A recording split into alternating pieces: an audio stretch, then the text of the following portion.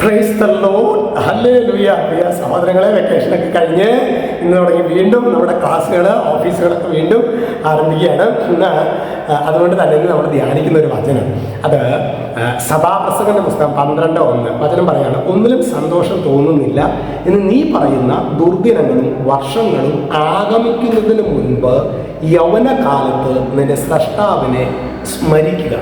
അതായത് ഇന്ന് ജീവിക്കുന്ന ദൈവത്തെ നാം ആയിരിക്കുന്ന അവസ്ഥയിൽ ആരാധിക്കുകയാണെങ്കിൽ നാളെ നമുക്ക് അവനോട് കൂടെ ഉല്ലസിക്കാം. പ്രിയ സഹോദരങ്ങളെ, അതിൻ്റെ അർത്ഥം നാളെക്കുറിച്ച് നീ ആശങ്കപ്പെടേണ്ട, കർത്താവ് നിന്നോടൊപ്പം ഉണ്ടാകും. ശരിക്കും പറഞ്ഞ അർത്ഥമാകുന്നതല്ലേ, ഇന്നത്തെ ഓരോ നിമിഷവും ദൈവത്തിൻ്റെ കയ്യിൽ ഏൽപ്പിക്കുമ്പോൾ നാളെയുടെ വഴി അവൻ തന്നെ സുതാര്യമാക്കും.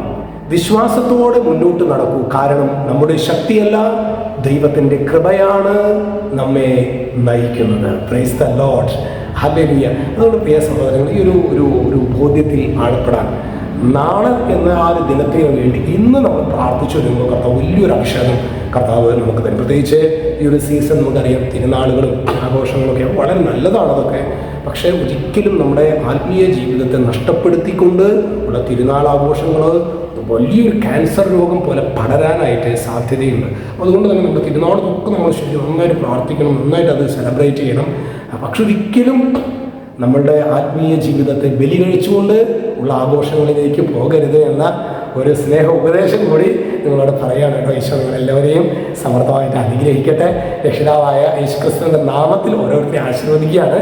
പ്രത്യേകിച്ച് സഭാപ്രസംഗം 12:1 ഒന്നിലും സന്തോഷം തോന്നുന്നില്ല എന്ന് നീ പറയുന്ന ദുർദിനങ്ങളും വർഷങ്ങളും ആഗമിക്കുന്നതിന് മുൻപ്. അപ്പം അങ്ങനെ ഒരു ദിവസം വരും. ദൈവമായ കർത്താവിനെ ആരാധിക്കാനാണ് വചനം നമ്മളോട് പറഞ്ഞത്. ദൈവമേ, ഈ വചനത്തിൻ്റെ ഉൾപ്പെടെ ഞങ്ങൾക്ക് നൽകണമേ. യേശുക്രിസ്തുവിൻ്റെ നാമത്തിൽ എപ്പോഴും എന്നേക്കും ആമേൻ.